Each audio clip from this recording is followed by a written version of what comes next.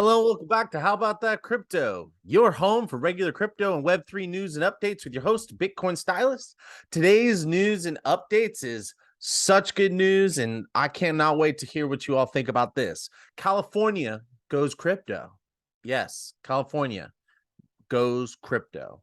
Swift, the traditional finance, or TradFi, as we like to call it, communication system between banks, well, they go crypto. They're the ones that are moving money and messages around between all the big banks, and they do the majority of all that in the world. Well, they're going crypto. This could be huge, or is it? I guess we'll find out. And if you stay till the end, I have a message from Mark Cuban all about how to look for the next big thing and the next big coin for the next bull run. So if you don't know what I'm talking about, not to worry, I'm going to explain it all. But first, please like, subscribe, follow, leave me a comment right now. Just say, hey, I don't care. I would love to hear from you, and it also helps support the channel. It doesn't cost you anything, helps make sure other people can see this. As a matter of fact, please share this video with somebody. I'd really appreciate it. Don't forget, this is not financial advice. This is for entertainment purposes only. You can use the links below to do your own research. All right, so Cali goes crypto. The governor in California has been a little more active than the majority of other states in this space. Of course, you got Texas, Colorado, and Florida, and then there's also Wyoming with the first DAO and the first crypto bank, and New York is pretty active, but it seems like they're getting a lot of pushback from their from like different groups in New York. So I don't know about how good of a place New York is to start up a crypto business. But anyway, here is the latest. I'm going to share my screen. So if you're listening on podcast, you can just use the links below to follow along. And here you go. Or you can just listen up. Oh, you know what? Hold on one sec. I got to do something. I got to reshare my screen, but optimize it for video because I'm going to pay you a video at the end. All right. So what do we got here? All right. Author Jesse Hamilton writes for CoinDesk. California moves forward to allow vital records to be issued on blockchain. So what do you think about that? I feel like that title in of itself tells you so much. And it continues, the title continues on to say, oh my God. This is like, sorry, I'm having like some technical difficulty. So it continues to go on to say Governor Gavin Newsom signed a law this week that establishes a blockchain option for delivering individuals' records, such as birth and marriage certificates. So this is literally one of my favorite examples to use when I talk to people about blockchain and NFTs. So let's go ahead and jump down here and check out some more info from here. Let's see. It says Californians will have the option of a blockchain-based delivery of their vital records after a new law was approved establishing the technology as an integral part of state record keeping. It goes on to say the technology would be established in the distribution of birth, death, and marriage records, allowing PDFs to be sent immediately rather than using a typical 10-day postal delivery. I think that's really interesting. It says the bill was introduced by California State Senator Robert Hertzberg, represents a test of blockchain in an essential government function in the most populous U.S. state. So I would say that this is extremely bullish, and it's all keeping California in the map in terms of tech and innovation. We know they have Silicon Valley, but we also know that there's been a lot of movement of tech companies and other people out of California. So this is going to help them stay on the map in terms of being innovative and adopting new technology. So let's see. I want to read this last paragraph here. All this week in the U.S. Senate, a bill to set up a governmental task force on digital identity cleared the Senate Homeland Security Committee. So now we're talking about the federal law right now. The legislation, also reflected by similar effort in the House, is meant to advance work at the federal and state levels towards setting up interoperable, government-approved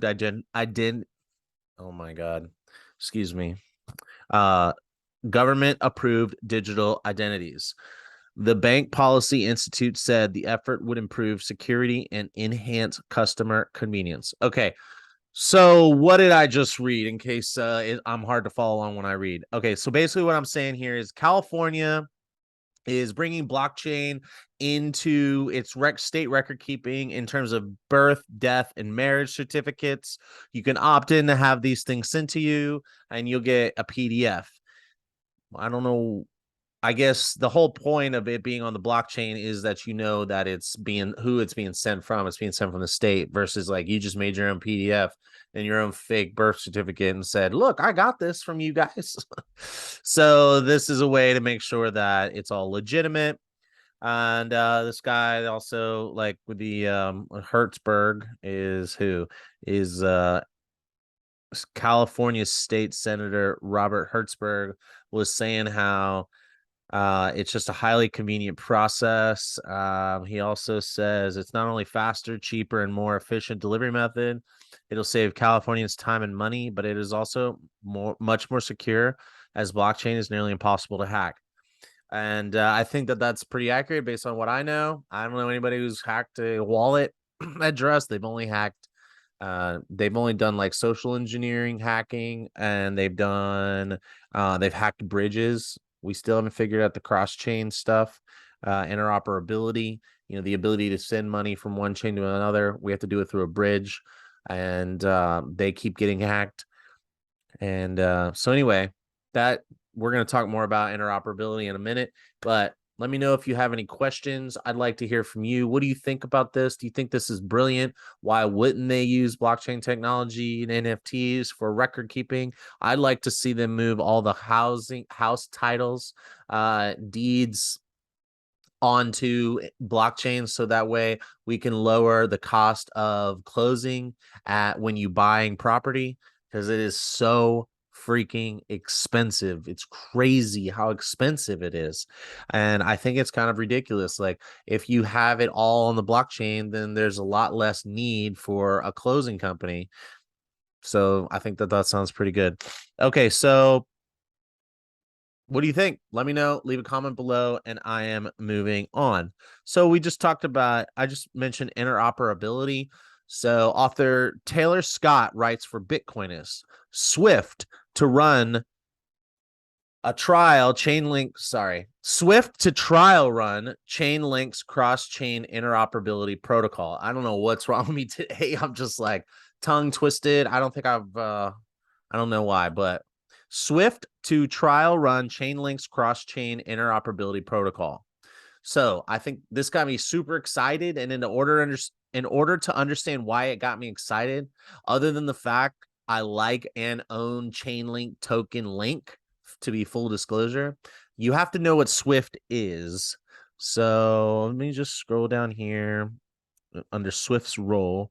I'm going to read this paragraph. Swift is a critical pillar in global financial transactions. The Belgium-based Swift, which stands for Society for Worldwide Interbank Financial Telecommunication, is responsible for the execution of financial transactions and payments between banks across the globe. Massive financial transactions that are conducted over country lines rely heavily on Swift's infrastructure to execute. Many capital markets and financial institutions that do international business are likely using Swift infrastructure almost daily. So basically, Swift to me sounds kind of like a blockchain, but they don't use blockchain technology. Basically, you can send messages and financial transactions over the through the Swift system, and it's secure, and it's the most widely used payment system on the planet. And so they're like a big deal. Think of like the Russians sanctions. Basically, if you get shunned from Swift, which is what happened when they did the sanctions, they said they can't use Swift. They took the Russian banks out of the Swift system. Then you're missing out on that large payment network in the world, so you can't move your money anywhere. At least initially. I don't know how you move it any other way, because the banks aren't going to want to interact with you. So Swift is a really big deal. All the major credit cards run on Swift as well. So think about that. Okay, so let's talk about what this means for crypto. There's a There's a quote in here. I'll just read it for you. At last, Wednesday's SmartCon 2022 event, a 2-day Web3 event hosted by Chainlink in New York City, representatives from both Chainlink and Swift sat down and announced jointly that Swift is working on a cross-chain interoperability protocol, or CCIP, cross-chain CC, internet interoperable protocol. So CCIP is cross-chain interoperability protocol as an initial proof of concept for Swift transactions. So I would say, what does cross-chain interoperability protocol mean, Robert? So CCIP sounds to me, just from reading it, that they're going to set up a set of rules that enable chains to be interoperable. So Ethereum and Solana and Cardano can all communicate with each other, and transactions can happen across all those chains. Right now, you cannot do that. You either have your money on Solana or you have it on Ethereum. There are some bridges, but bridges are dangerous and they have been hacked. We have not figured that out yet. So this is a really big deal. You're going to the most trusted, longest standing messaging system that sends bank transactions and secure messages throughout the world for the probably the longest running system, other than maybe some underground systems, which we're not talking about today. So Swift, big deal. All right. So I'm going to jump across to another article real quick, and about the same thing. It's by Ayon Ashraf, and it's at CoinDesk, and the title is Swift partners with crypto data provider Chainlink on cross-chain protocol in TradFi play. Interest from institutional investors moving into crypto has been undeniable, according to Swift's strategic director. So there you go. There's another, this is another article, similar headline. So I'm just going to read you a few paragraphs from here. The partnership between Chainlink and Swift in cross-chain interoperability. Oh my gosh, I'm having so much trouble saying that. Okay. The partnership between Chainlink and Swift in cross-chain interoperability will help bridge the gap between traditional and digital assets for TradFi institutions.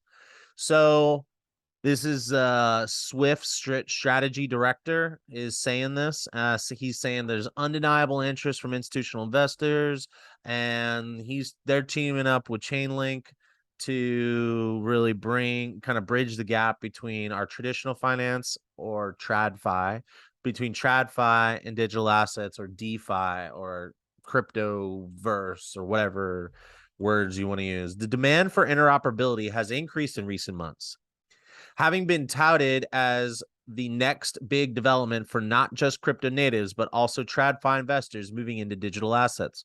So what they're saying is that interoperability is a big thing that we're hearing. And we're going to say that the future is multi-chain, or future is cross-chain. You'll hear that a lot in the cryptos talking, and that they're just saying that we're going to have a Solana and a Cardano and an Ethereum, and we're going to have multiple chains, and they're going to need to be able to operate because different companies are building on different chains. So it's important that they could all communicate with each other somehow. Otherwise, this whole network thing is going to work. Otherwise, you're going to have one chain to rule them all. But what's the likelihood that that's the case? I mean, and when I did my research on what is Swift, I found that there are other competitors, but they're not that big. I mean, they take the lion's share. So it could be something like that. Maybe Ethereum controls the lion's share and others kind of try to creep up on their market share. But ultimately, we're going to have multiple chains. So interoperability is huge. So just kind of give that information to you. Okay. On September 22nd, cryptography network Lit Protocol said it raised $13 million in a Series A round led by crypto investment from 1KX to hire developers, creating decentralized ownership and interoperability across protocols.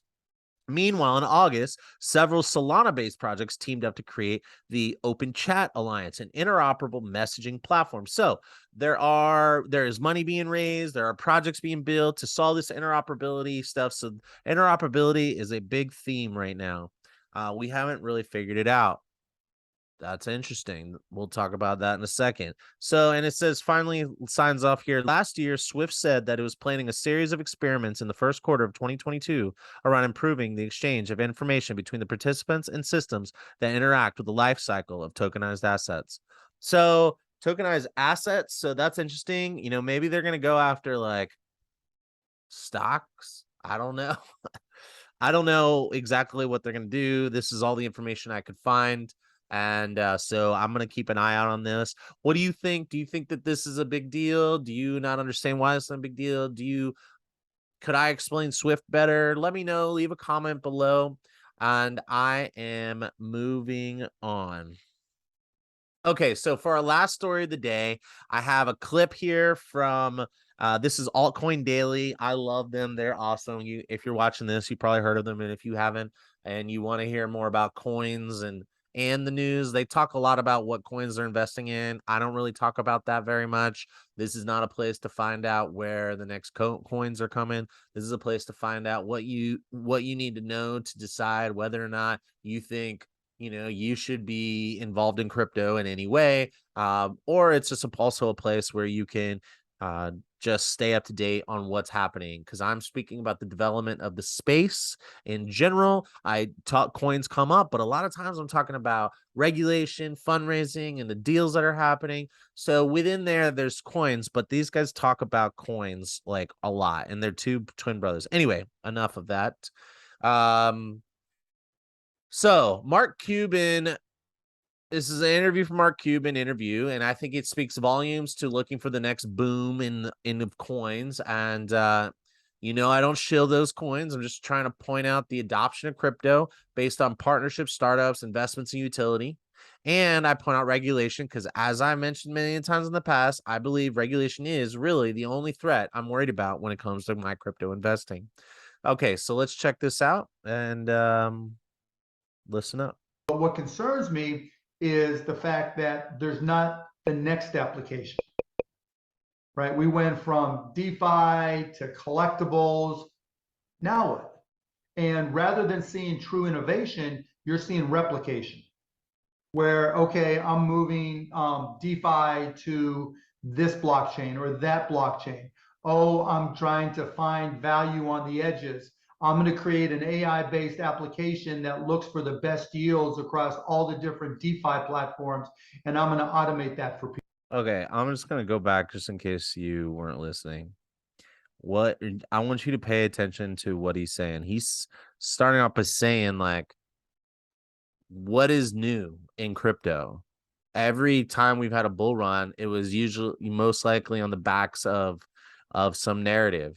And so what are the narratives? You got coins, you had smart contracts, you had NFTs, you had all these things. So like, what is the next narrative? Okay, so listen up.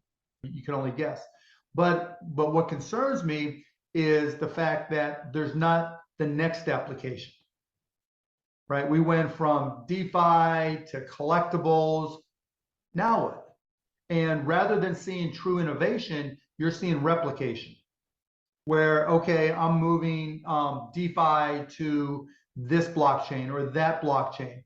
Oh, I'm trying to find value on the edges. I'm going to create an AI-based application that looks for the best yields across all the different DeFi platforms, and I'm going to automate that for people.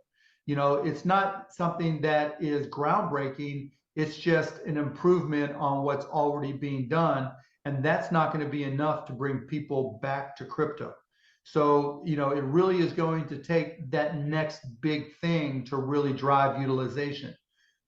That's my concern. I've said this before. We saw the same thing with the internet. Streaming, bam, it's fun. New websites, bam, it's fun. Amazon, you're buying, bam, it's fun. And then, everything kind of cratered in 2000 and 2001, and there were no BAMs for a long time.